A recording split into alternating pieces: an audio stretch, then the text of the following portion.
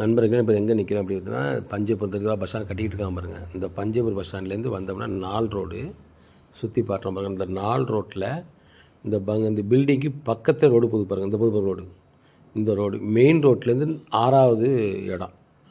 இதில் பார்த்தீங்கன்னா இந்த திருப்பி பார்த்தீங்கன்னா மெயின் ரோடு உள்ளே வந்துட்டேன். இந்த ரோடு பாருங்கள், ரோட்லேருந்து 6வது ஓடிய பிளாட்டு. இது பக்கத்தில் இருக்கிறனால தான் இதோட ஸ்கொயர் ஃபீட்டு வந்து 10,000 ரூபா சொல்கிறாங்க. 1800 சதுரடி இடம், 2 கடை, ஒரு வீடு, எல்லாத்தையும் முழுசாக வந்து ஃபுல் பண்ணி கொடுத்துருவாங்க.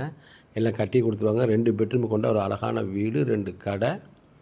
சதுரடி வந்து இடத்துக்கு மட்டும் 10,000 சொல்கிறாங்க. பில்டிங் தனியாக போடுவாங்க. கிட்டத்தட்ட மொத்தம் அமௌண்ட்டே பார்த்தீங்கன்னா 2,50 கோடி சொல்கிறாங்க.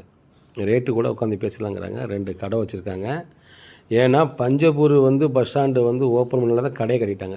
பக்கத்துலேயே இருக்குது பாருங்கள், கடை கட்டியிருக்காங்க. அது வீடு இருக்குது, முன்னாடி 2 கடை, பின்னாடி வீடு. இங்கே இந்த இடத்துல ஸ்கொயர் ஃபீட்டு 10,000 ரூபா போகுது. அதனால தான் இவங்க வந்து ஒரு சதுரடி 10,000 சொல்கிறாங்க.